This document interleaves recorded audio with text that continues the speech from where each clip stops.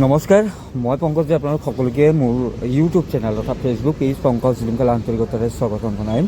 লৈ আনিছোঁ এই মুহূৰ্তত এটা ভাল লগা খবৰ, আৰু এই ভাল লগা খবৰটিয়ে স্বাভাৱিকতে বহুতকে আচলতে যি দীৰ্ঘদিনৰ পৰা যমৰ যাতনা ভুগিবলগীয়া হৈ আছিল এটা পথৰ বাবে, সেই যমৰ যাতনা এতিয়াৰ পৰা ভুগিব নালাগিব।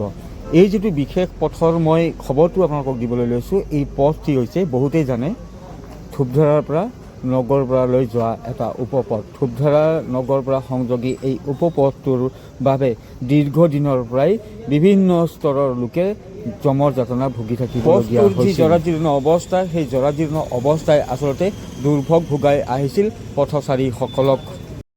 বিভিন্ন দিশৰ পৰা এক গুৰুত্বপূৰ্ণ পথ, ছাত্ৰ ছাত্ৰীসকল অহা যোৱা কৰা, বিভিন্ন শিক্ষানুষ্ঠানলৈ অহা যোৱা কৰা, শিক্ষক শিক্ষয়িত্ৰীসকল অহা যোৱা কৰাৰ লগতে ব্যৱসায়িক দিশৰ পৰাও এক গুৰুত্বপূৰ্ণ এই যি পথ, সেই পথটো আছিল। আৰু এই পথটো দীৰ্ঘদিনৰ পৰা জৰাজীৰ্ণ অৱস্থাত আছিল, যাৰ বাবে দীৰ্ঘদিনৰ পৰাই দুৰ্ভোগ ভুগি আহিছিল প্ৰতিটো স্তৰৰ লোকে। এই পথটো পুনৰ মেৰামতিৰ কাৰণে বিশেষকৈ ধূপধাৰাস্থিত যি এক সামাজিক অনুষ্ঠান বিকালী মৌজা উন্নয়ন সমিতি, এই বিকালী মৌজা উন্নয়ন সমিতিয়ে প্ৰচেষ্টা লৈ আছিল, আৰু তেওঁলোকে শেহতীয়াকৈ লগ কৰিছিল মুখ্যমন্ত্ৰী ডক্টৰ হিমন্ত বিশ্ব শৰ্মা ডাঙৰীয়াক। আৰু তাৰপিছতে পথটিৰ প্ৰায় 6 কিলোমিটাৰ যি দৈৰ্ঘ্য, সেই দৈৰ্ঘ্য আচলতে মেৰামতিৰ বাবে 7 কোটি টকা চেংচন দিয়া হয়, আবণ্টন কৰা হয় 7 কোটি টকা। পথটি পুনৰ নিৰ্মাণৰ বাবে 7 কোটি টকা আবণ্টন দিয়া হৈছিল আজি কেইমাহমান পূৰ্বেই, কিন্তু কি কাৰণত আচলতে যিগৰাকী ঠিকাদাৰে এই পথটি পুনৰ নিৰ্মাণৰ বাবে ঠিকা লাভ কৰিছিল, সেই ঠিকাদাৰে পলম কৰিলে সেয়া আমিও অৱগত নহয়। যা হওক, এই পথটিৰ যি পুনৰ নিৰ্মাণৰ কাম, সেই পুনৰ নিৰ্মাণৰ কাম ধূপধাৰা চাৰিআলিৰ পৰা আজিৰ পৰা আৰম্ভ কৰা হৈছে। স্ক্ৰীণত আপোনালোকে দেখি আছে।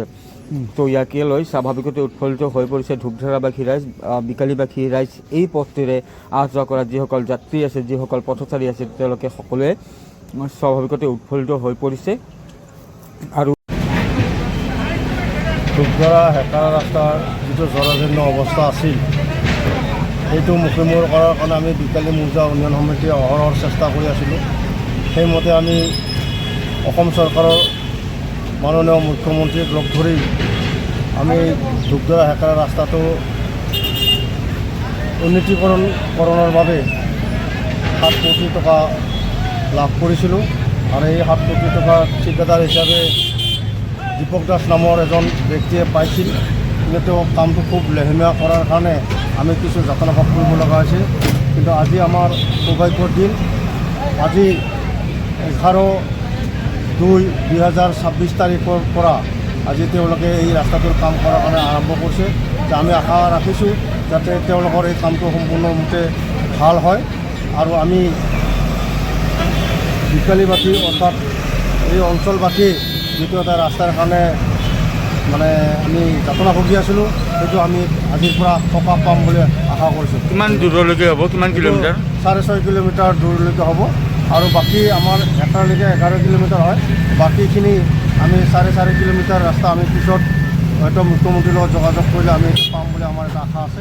গতিকে ধন্যবাদ। মই এইখিনি 3খনকৈ আল্ট্ৰা বাছসহ সৰ্বমুঠ 25টাকৈ উপহাৰ থকা এক বৃহৎ উপহাৰ কুপনৰ খেল অনুষ্ঠিত হ'বলৈ গৈ আছে বজালিত। আৰু বজালিৰ পাটাচাৰ কুচি 2025-26 বৰ্ষৰ উপহাৰ কুপনৰ খেল অনুষ্ঠিত কৰিবলৈ গৈ থকা হৈছে। অহা 17 ফেব্ৰুৱাৰীত প্ৰাগজ্যোতি ক্লাবৰ বহুমুখী আঁচনি ৰূপায়ণৰ সাহায্যতে এই উপহাৰ গোপনৰ খেলখন অনুষ্ঠিত কৰা হৈছে, য'ত 3খনকৈ আল্ট্ৰা বাছসহ আছে সৰ্বমুঠ 25টাকৈ প্ৰাইজ। টিকেটৰ মূল্য মাত্ৰ 100 টকা। আৰু অহা ফেব্ৰুৱাৰীত 17 তাৰিখে অনুষ্ঠিত হ'বলৈ গৈ আছে বৃহৎ উপহাৰ কুপনৰ খেলখন।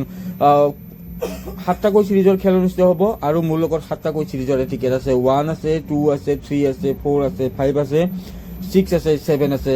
তো 7টাকৈ চিৰিজৰ টিকেট মোৰ লগত আপোনালোকে পাব, আৰু 7টা চিৰিজৰে খেল অনুষ্ঠিত হ'বলৈ গৈ আছে। টিকেটৰ মূল্য মাত্ৰ 100 টকা। টিকেট লাগিলে এতিয়াই স্ক্ৰীণত নাম্বাৰটো দিয়া হৈছে, মোৰ নাম্বাৰ হয়। এই নাম্বাৰটোত আপোনালোকে মোক হোৱাটছএপত মেছেজ দিয়ক, কেইখন টিকেট লাগে সেই সংখ্যাটো লিখি মোক হোৱাটছএপত মেছেজ দি দিয়ক। আপোনালোকে স্ক্ৰীণত দেখি আছে কুপনৰ পুৰস্কাৰ ৰখা হৈছে 3খনকৈ আল্ট্ৰা বাছসহ 15টাকৈ পুৰস্কাৰ, আৰু বুকৰ প্ৰাইজ ৰখা হৈছে 10টাকৈ, য'ত বাহন ৰখা হৈছে 4চকীয়া 2চকীয়া বাহনসমূহ ৰখা হৈছে। স্ক্ৰীণত আপোনালোকে দেখি আছে। তো পলম নকৰিব। আৰু এয়া আছিলে 2024-25 বৰ্ষৰ বাবে তেওঁলোকে যি উপহাৰ কুপনৰ খেলখন অনুষ্ঠিত কৰিছিল তাৰ পুৰস্কাৰ বিজেতাসকলৰ ফটোসমূহ দি দিয়া হৈছে।